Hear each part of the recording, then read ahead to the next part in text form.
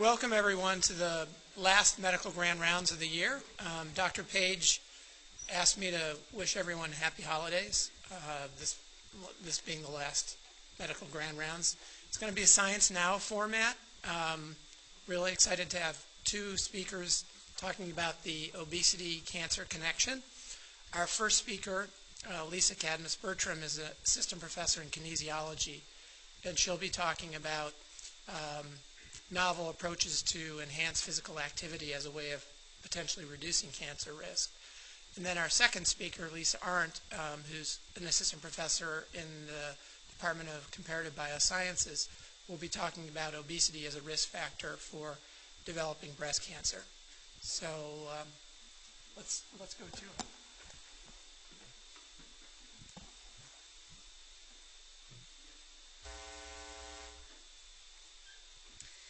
Thank you. Like Vince said, my research focuses on physical activity and cancer, mostly in cancer survivorships and some with cancer risk. And I've been doing this work for about 14 years. And today I'm going to be sharing with you some of the ideas around how the field of physical activity promotion is changing, which is really much more general than just the work that I do in cancer and can apply to a lot of different populations. So I'm going to talk about some basic physical activity epidemiology in terms of how active our population is and how our surveillance estimates are likely compromised by problems with measurement. Then we'll talk about commercial activity trackers or fitness trackers such as the Fitbit and why those are of such high interest to researchers at this time. And third, I'll talk about some opportunities and challenges for health promotion and disease prevention as well as disease management. So, as some of you may know, our first set of federally sponsored physical activity guidelines came out in 2008. So those are a little bit old now. So the information that I'm going to share with you in a minute here is going to be potentially changing. There's a task panel that's going to be updating those guidelines, and they'll probably be available late next year. But the current physical activity guidelines are that adults should perform 150 minutes of moderate intensity physical activity or 75 minutes a week of vigorous intensity activity, or some equivalent combination of those two.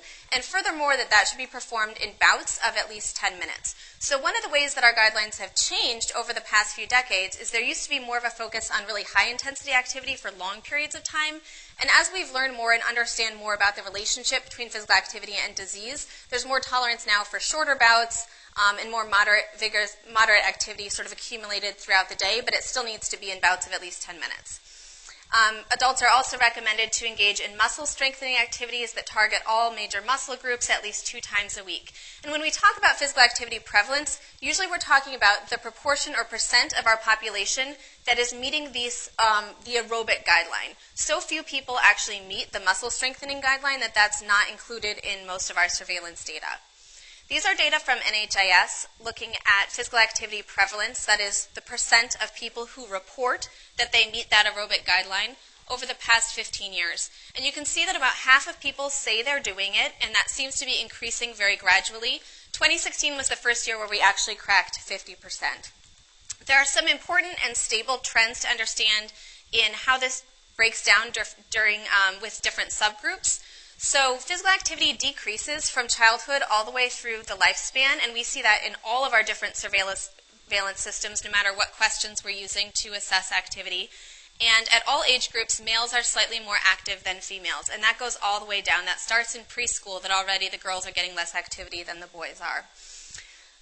So on average, people say they're doing about half of people say that they're sufficiently active, and in Wisconsin, regardless of what surveillance system we're using, our numbers tend to be a little bit better. So we're doing a little bit worse than the national average on obesity and a little bit better actually on physical activity.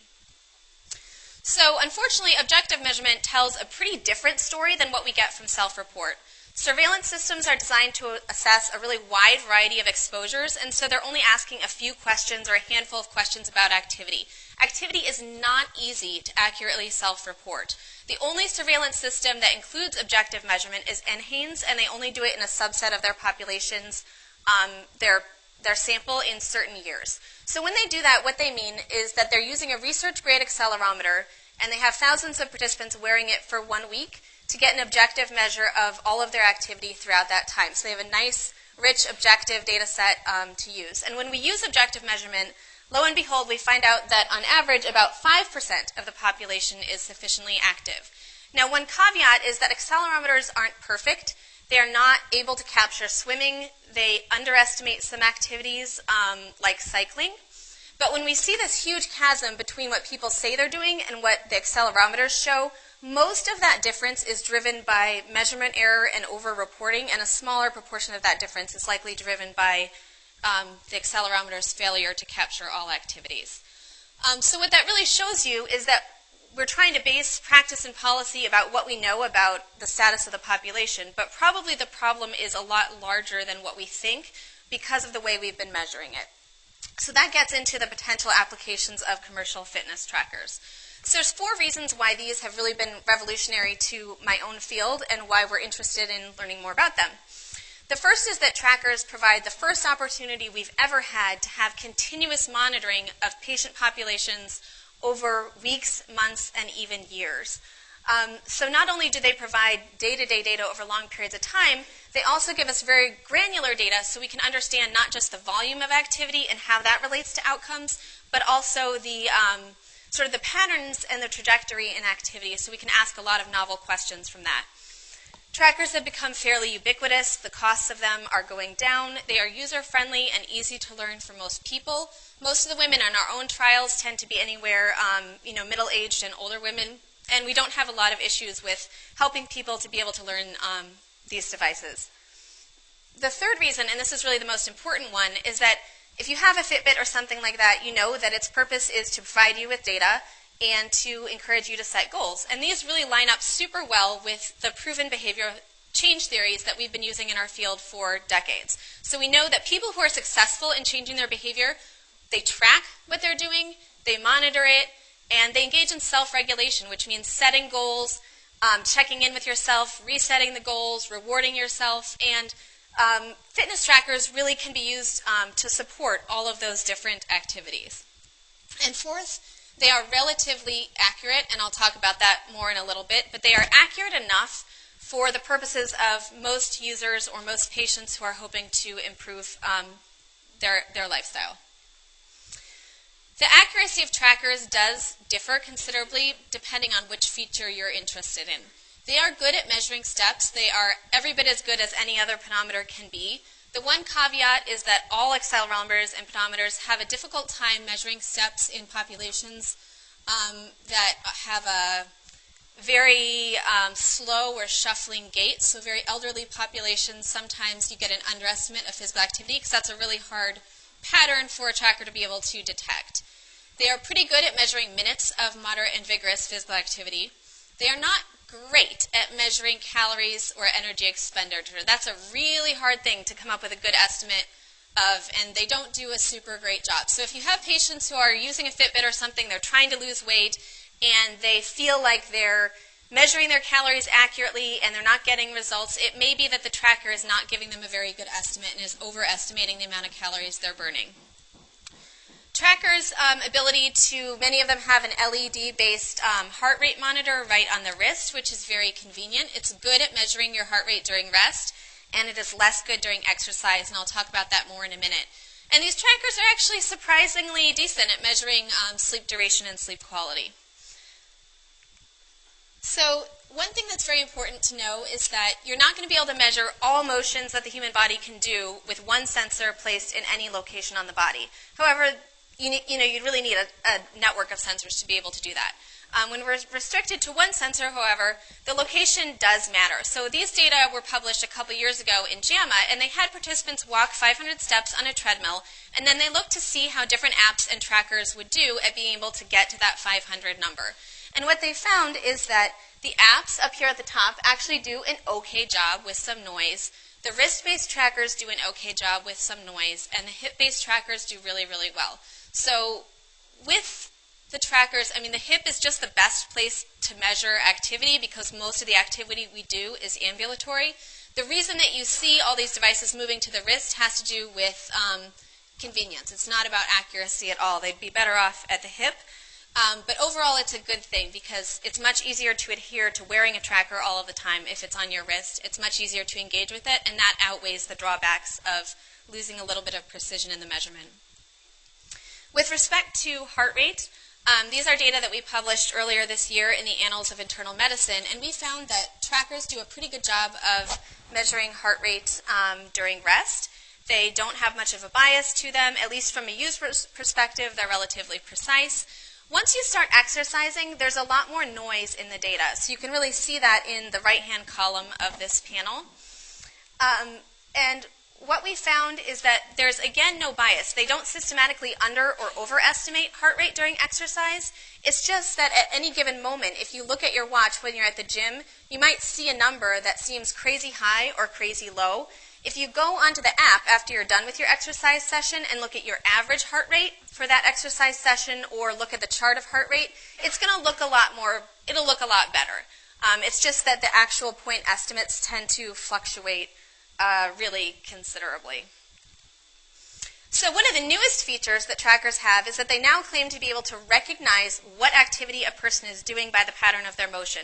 And for researchers, this is really exciting because we want to be able to minimize burden on our research participants, but still get as much information about their behavior as possible. So if we could find out their activity type without forcing them to log everything, that would be great. So these data here were collected this summer and fall by my graduate student, Diana Dorn, who's in the audience today, and she had participants do a variety of different activities, including walking both indoors and outdoors on a treadmill and outdoors, and running on a treadmill and outdoors, plus biking outdoors, doing the elliptical machine, and swimming. And one question we have is, how good are these trackers at understanding what activity somebody's doing? And our data found they're actually pretty good. The main caveat to that is that the Garmin tracker we tested really underperformed, as you can see, detecting the elliptical and the biking. And you may wonder why there's only one bar here for the swimming, and that's because there's only one tracker on the market that claims to be able to measure swimming. The other question we're interested in is, okay, so once the tracker has understood that I'm running, how good is it at detecting when I started and stopping so that it can correctly measure the duration of that bout of exercise?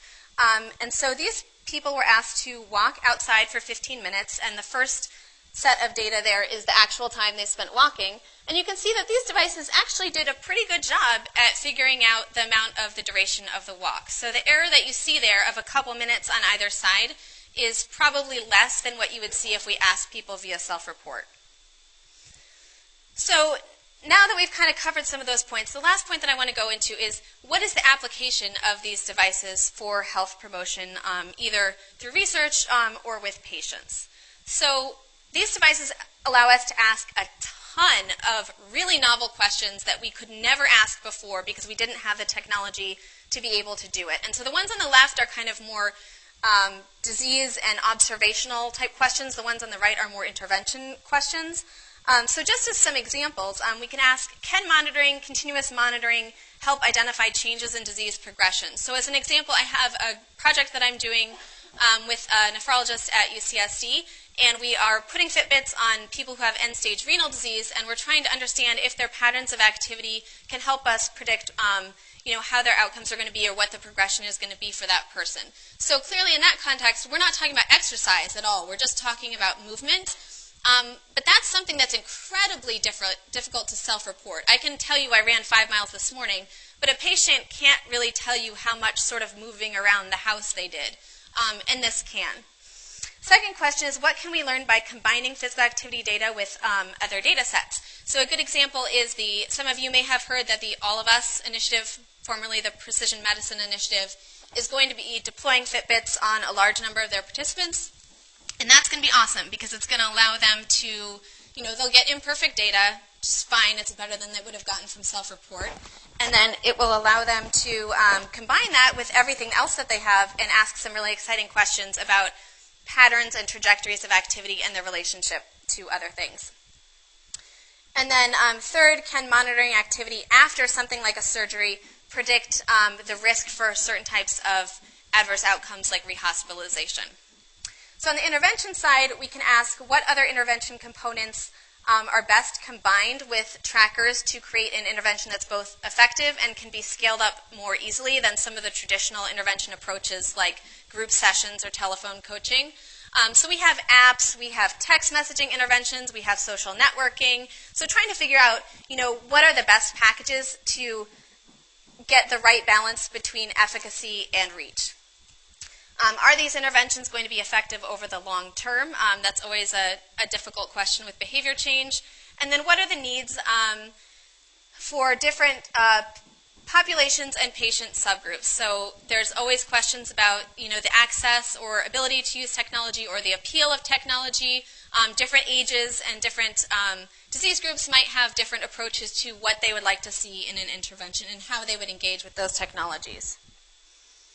So I just wanted to provide one example here. So this is a study that was funded through a clinical and community outcomes pilot through ICTR.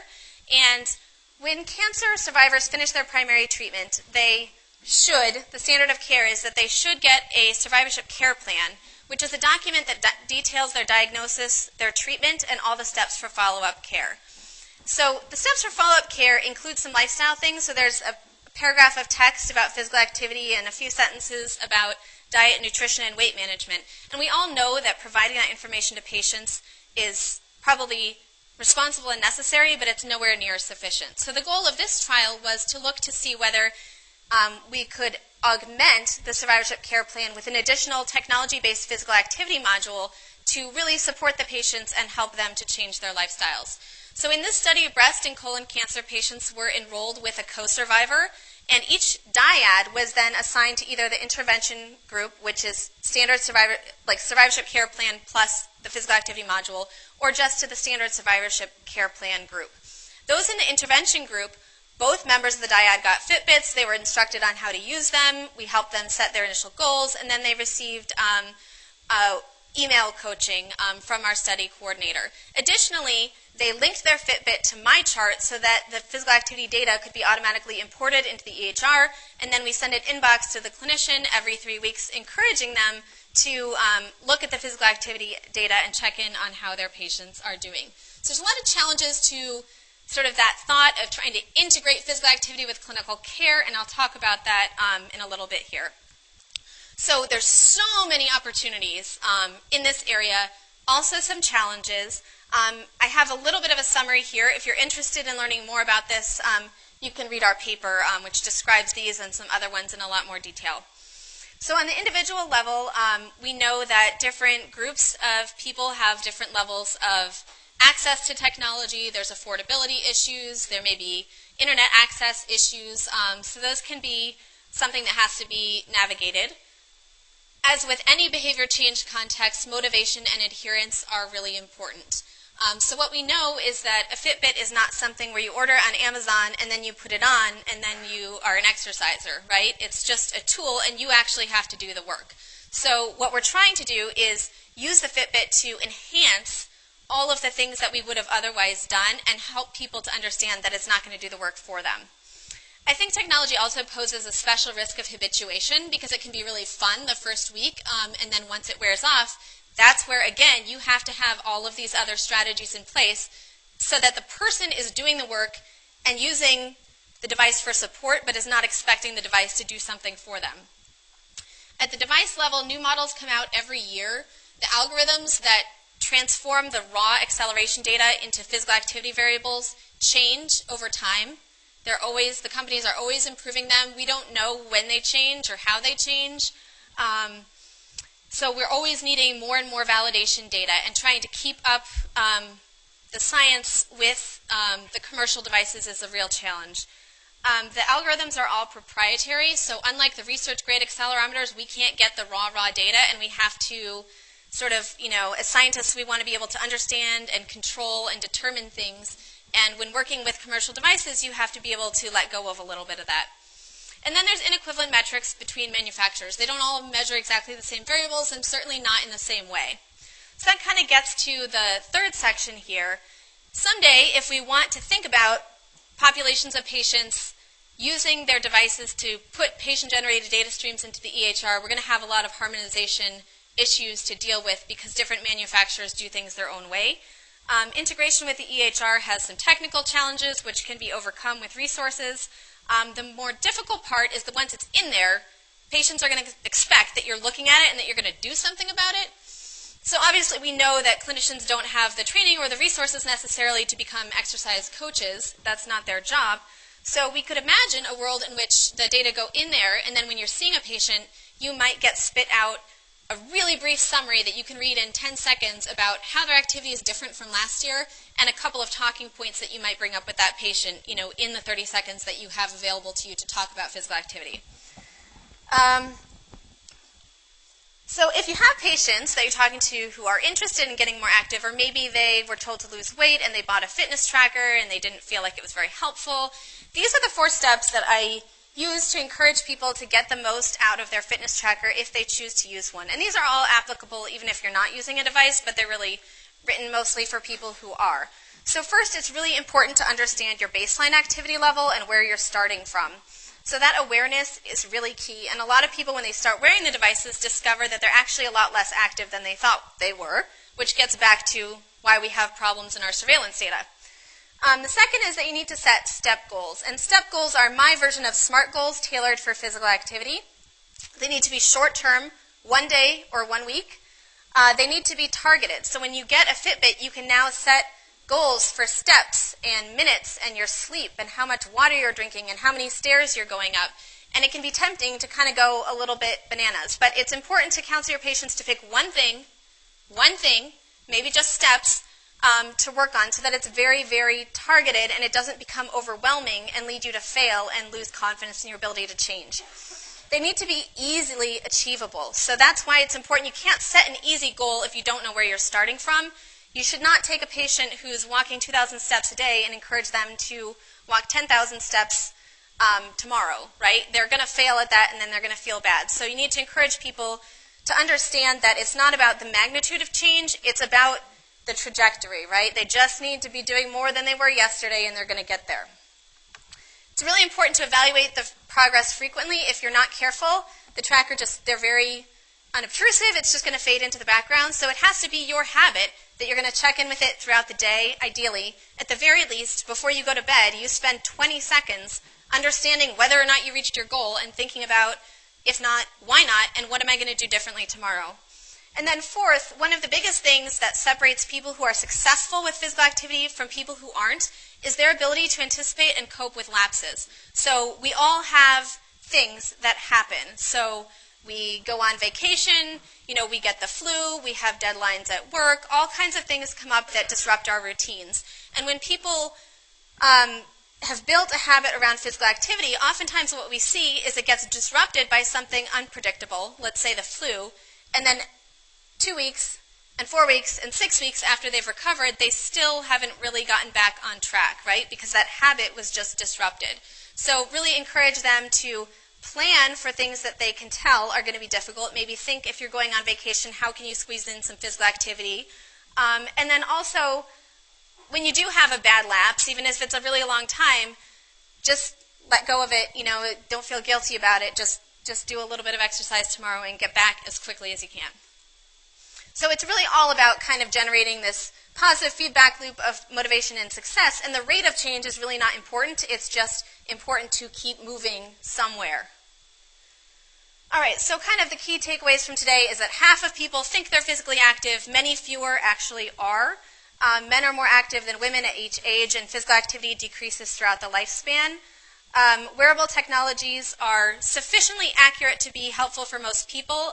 They are far from perfect, and we're interested in them because they fit well with what we know from behavioral science. There's lots of different novel and exciting research questions that can be asked and some challenges that are going to need to be overcome. And if you have patients who want to get active, I really encourage them to follow this 4-step process of generating awareness, setting the step goals, getting frequent feedback and reevaluating, and then being proactive about coping with lapses. So I want to thank all of my collaborators, in particular Mary Sesto and Amy Tavarwork from the Department of Medicine have really been just tremendously helpful in making both of our trials successful.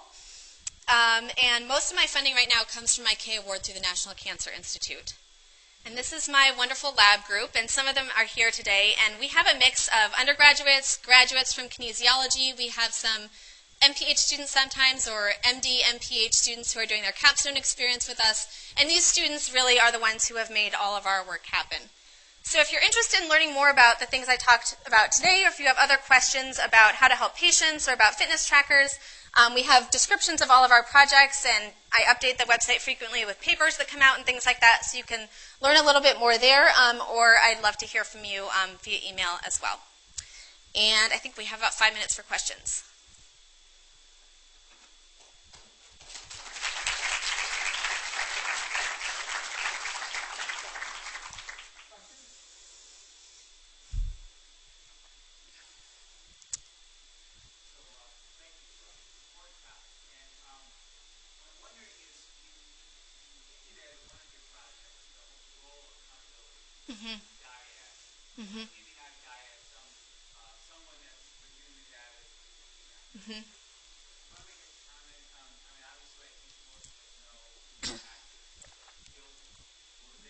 Yeah, it's very important. And when I was in grad school, I had a project where we were doing physical activity coaching with breast cancer patients soon after diagnosis, coaching them all the way through their treatment.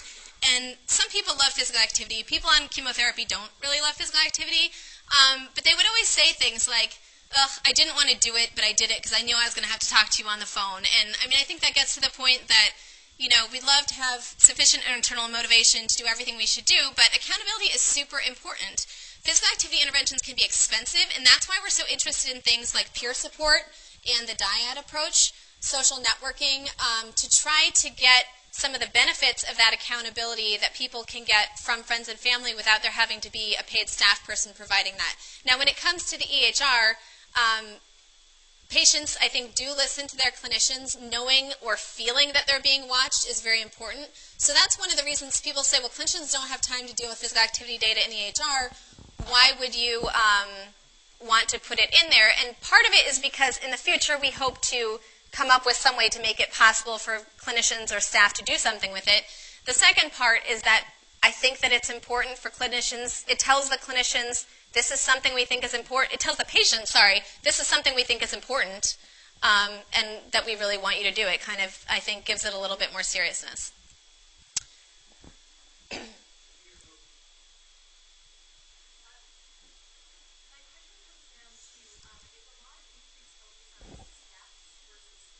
Yeah. Yeah.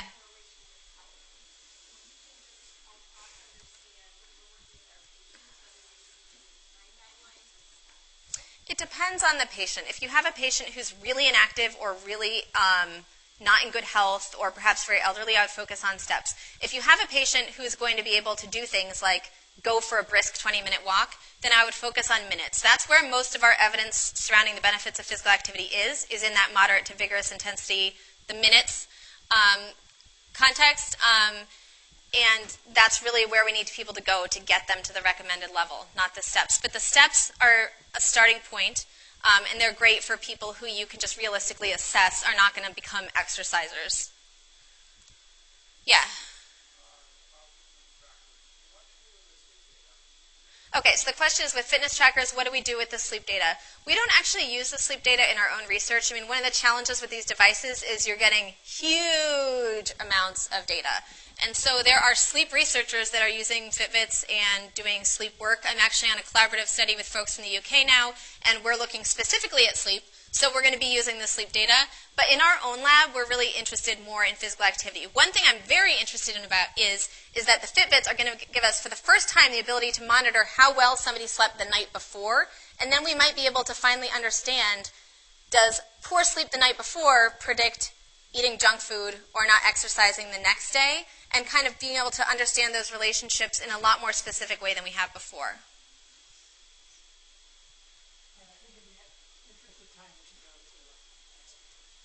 Thank you.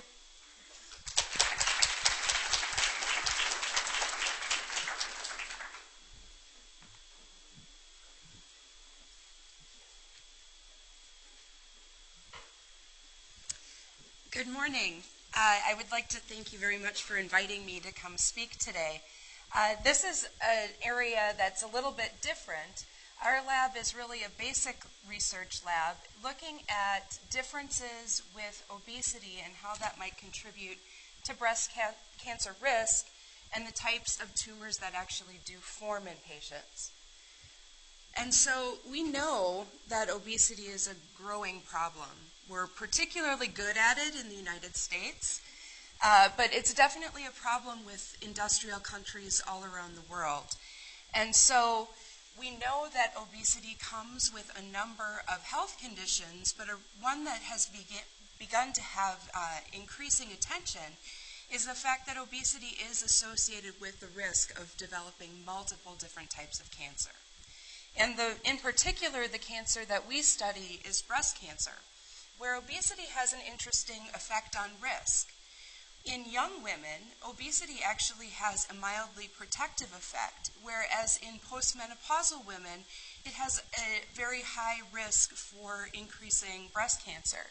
And so we're interested in understanding how that fits into the context of how obesity and timing of obesity influences breast cancer risk. So we know that the human breast is composed of multiple different types of tissues, and a lot of research has focused on the metabolic changes, so the systemic changes that take place with obesity. But we also know that the breast is composed of, has a considerable amount of adipose tissue that's present. And so we're interested in understanding how those local changes within the breast, really within that fat, might contribute to changes in the epithelial cells that would actually go on to develop the cancers and how that might change risk. The breast epithelium is made up of two components. So we have the luminal cells, which are found right around the lumen. These are the cells that will go on to produce milk and express the receptor, estrogen receptor. And so these are the cells that can really respond to the steroids, the ovarian steroids that are produced over the menstrual cycle, including estrogen and progesterone. We also have myoepithelial cells that surround the ducts. These cells can be identified as expressing smooth muscle actin because these are the contractile cells that really force milk ejection during lactation. The mammary gland is a unique organ in that the majority of development actually takes place at the time of puberty. And so we have, at the time of the start of ovarian steroid production, we have an increase in the ability of the epithelium to actually grow into the mammary gland. And following that, complete development takes place over the course of pregnancy for development at lactation and milk production. And then once lactation has taken place, the mammary gland actually regresses to a more virginal state. And so because the mammary gland can undergo this amount of proliferation and differentiation and development, it's thought that the regulation of this is through a hierarchy of cells, which can divide and produce those differentiating cells. And then once the lactation is complete, the differentiated cells are the ones that will regress, whereas the stem cells that are present in the tissue will actually go on to produce the rest of the cells. Now, the question is, why do we care about this? And the thought is now that many of these stem cells, which can regulate the growth and differentiation of the mature cells, might actually be the targets for different types of breast cancer. And so we're interested in understanding how these cells change over the lifetime of a woman and how they might actually contribute to breast cancer formation. So how do we study this? So we know that the epithelium is made up of two different types of cells, and so we can use different markers for those cells in order to quantify them and track their changes. They have specific cell surface markers, so we can use techniques where we isolate the cells and quantify them using flow cytometry, where we can measure the amount of those markers on the surface of the cells, as well as using markers where we can do some immunohistochemistry or some immunofluorescence, where we can use antibodies to label those cells and really look at the tissue to see where they're located. And so if we use immunofluorescence, we can see here in green are the luminal epithelial cells that surround the internal part of the epithelium, and surrounded by the myoepithelial cells, which are depicted here in red. And so to study how obesity might change the normal tissue, we used a mouse model where we had a high-fat diet, which the mice are fed what's called the Western diet, which is about 60% of the kilocalories from fat. And we compare that to a control diet, which has equivalent nutrients but has a much diminished fat content. And so when we put the mice on the diet, for a period of 16 weeks, they gain a considerable amount of weight during that time. We can also compare this tissue that we have from our obese mice to tissue that we gain from the biobank here at the hospital, which is from reduction mammoplasty tissue from women with a range of known BMIs. So we can compare what we see in our mouse tissue with women and see how the two compare, if there are species-specific differences. So as I've said, once we put the mice on the high-fat diet for a period of 16 weeks, you can see that they gain a significant amount of weight. And this is manifested even in the mammary gland, where we can see an expansion of that adipose tissue within the mammary glands.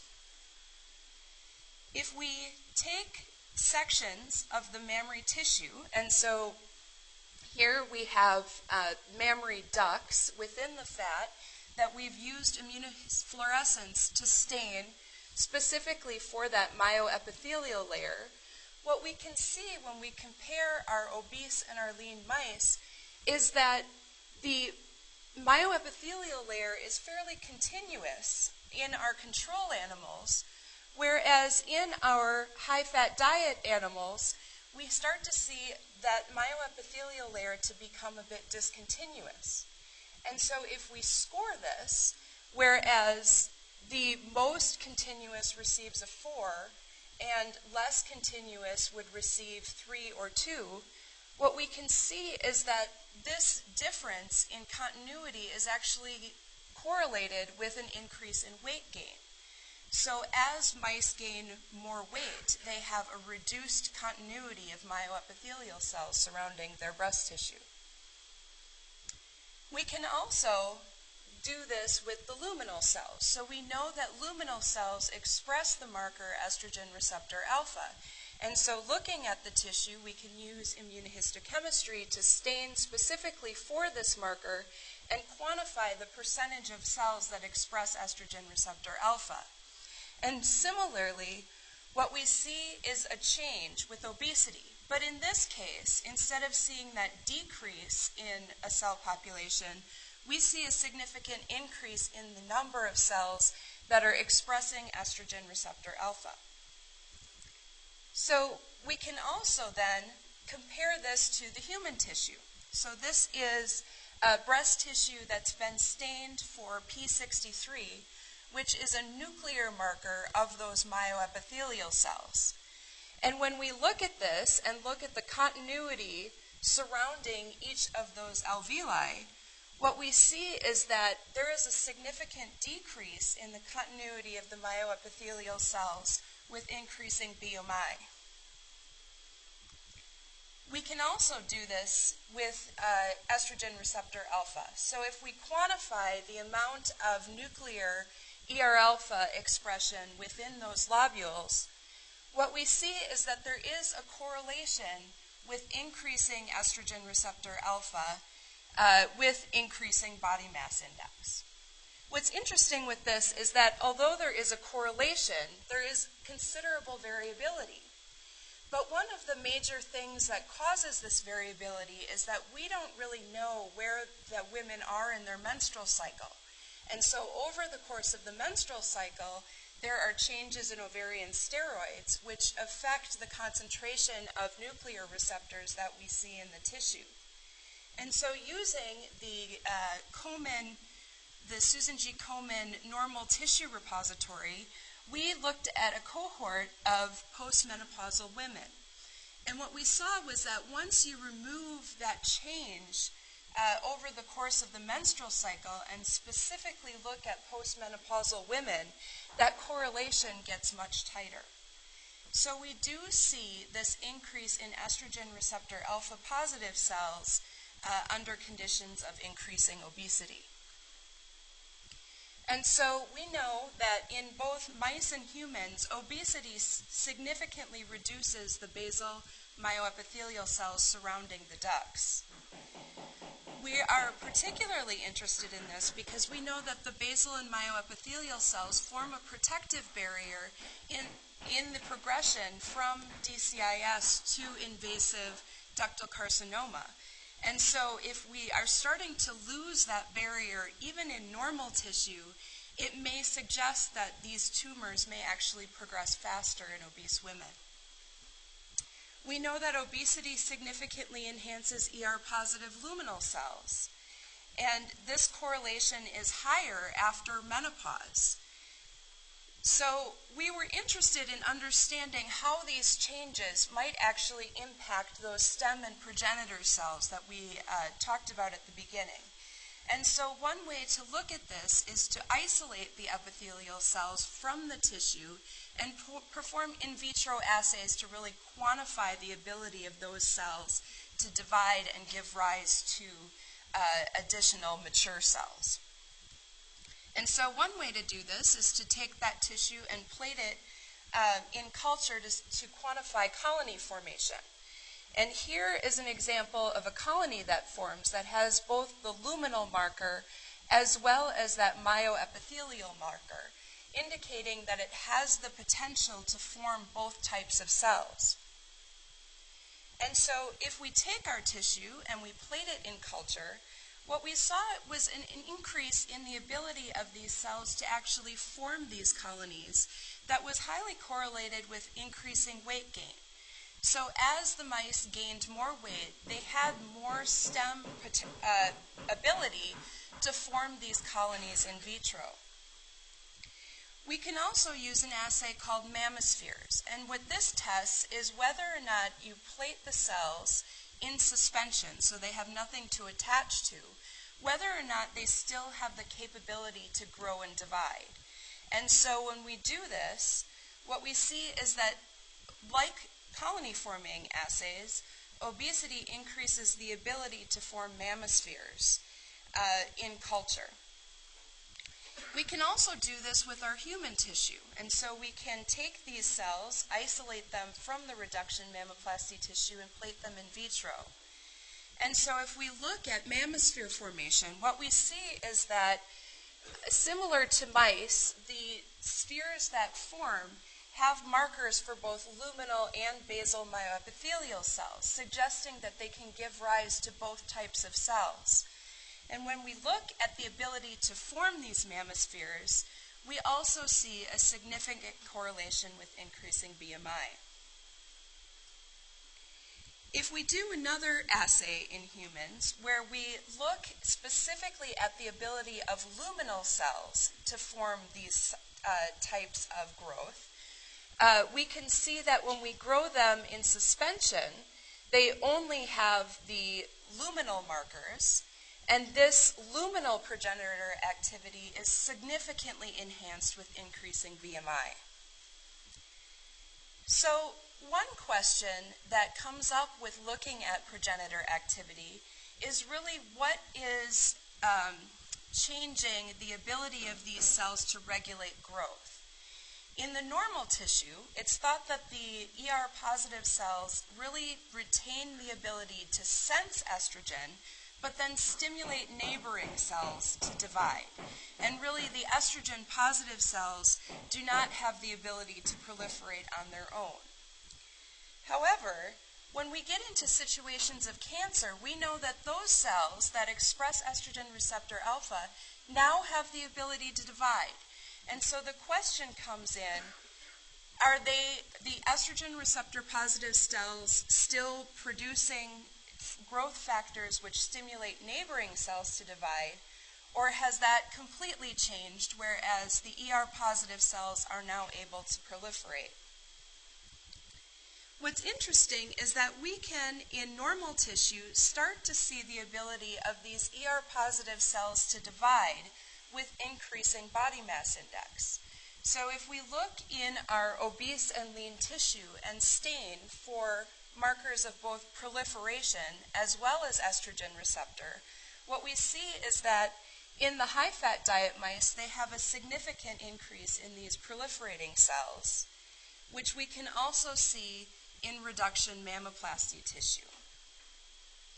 And so with in vitro assays, we see that in both mice and humans, obesity seems to increase the stem progenitor activity. And we know that this progenitor activity in humans at least is really specific to the luminal epithelial lineage. In both mice and humans, ER positive cells are found that co-localize with markers of proliferation. And we know that these cells are really increased postmenopausally in women during a time when ER positive tumors are really specifically found. And so we're now inquiring whether or not increases in these ER positive cells really increase the cells of origin for ER positive tumors. And so in obesity, we know that obesity increases ER positive cells and decreases myoepithelial cells. And so we're using a mouse model to see whether or not we see these changes and their impact on tumor formation. So one model that we're using is the P53 mouse model, which it's interesting because they progress through preneoplastic stages and ductal carcinoma in situ with similarities to the disease found in women.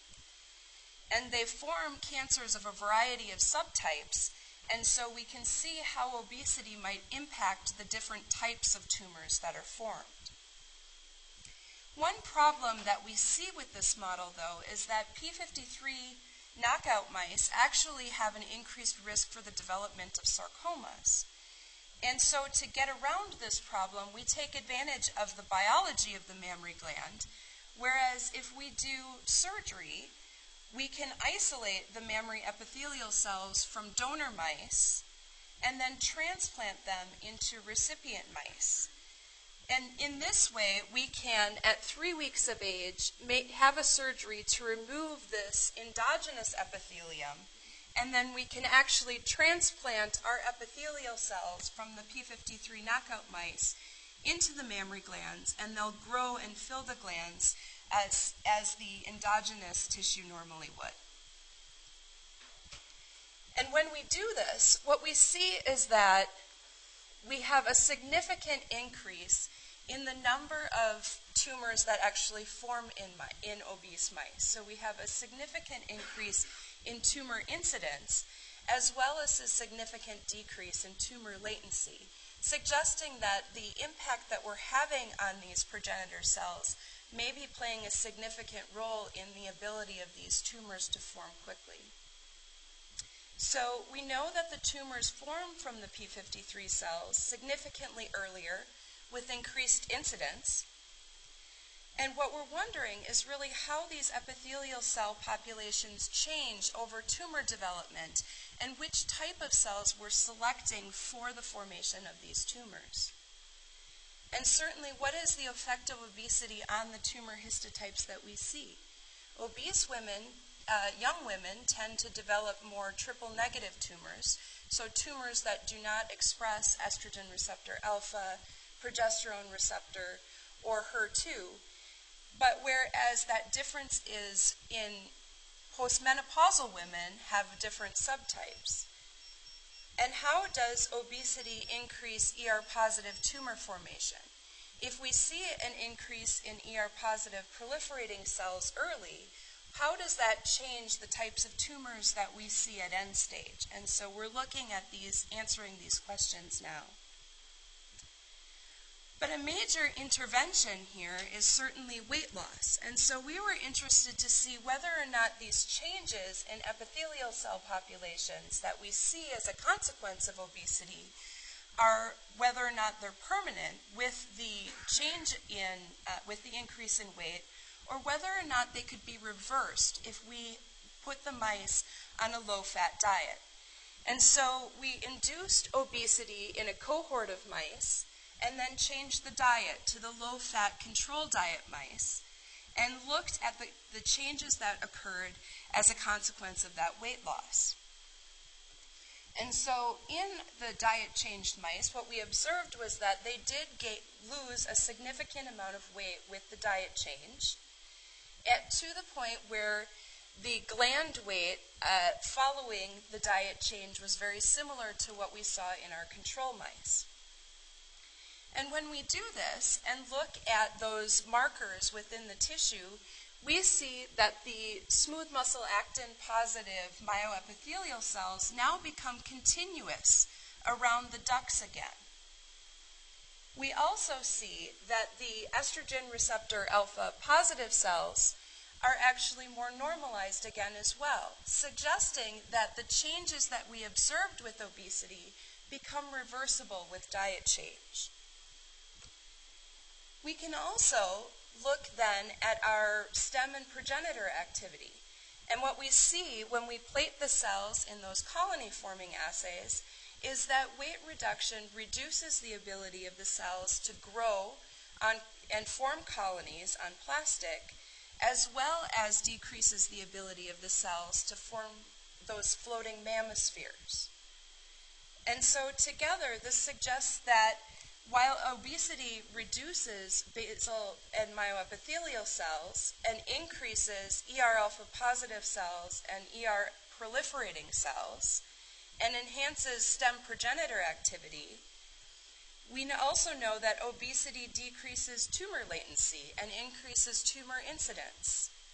But it seems that these changes are really reversible with weight loss. So once we have those changes within the tissue, we can reverse them once the obese condition is resolved. And so currently we're working to understand the mechanism of this. One of the factors that we're looking at is some of the inflammation that occurs within the tissue, within the fat surrounding the epithelium, and how that inflammation is actually resolved as a consequence of weight loss, and how that might impact the epithelial cell populations. And so I'd like to thank you very much for attending. I would like to thank my lab members, in particular Tamara Chamberlain, who is a veterinary pathologist who did the majority of the work, as well as Megan Clack, who is a really talented undergrad in our lab and is working on these projects.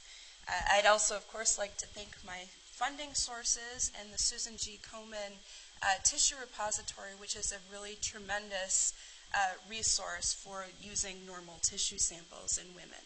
So I'm happy to take any questions.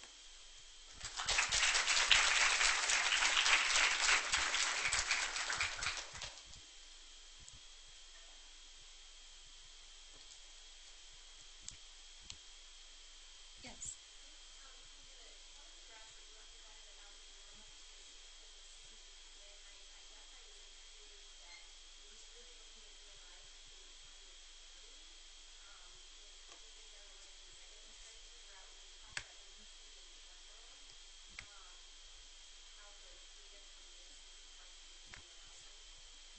So one of the challenges definitely with acquiring normal tissue is that we're restrained by the population the question is looking at the BMI, particularly in the postmenopausal women with the tissue repository, looking at the range of BMIs, how do we decipher the group that is represented?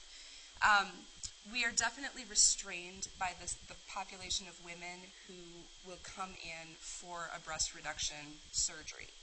And so With our normal samples, we've actually been working to acquire more of a range of BMI, and it depends on which area of the country that you're in as well. And so we have been working with a collaborator for some populations in the southern United States where they have a larger range of body mass index patients that come in for breast reduction surgeries. But unfortunately, at this point, we're restrained by that.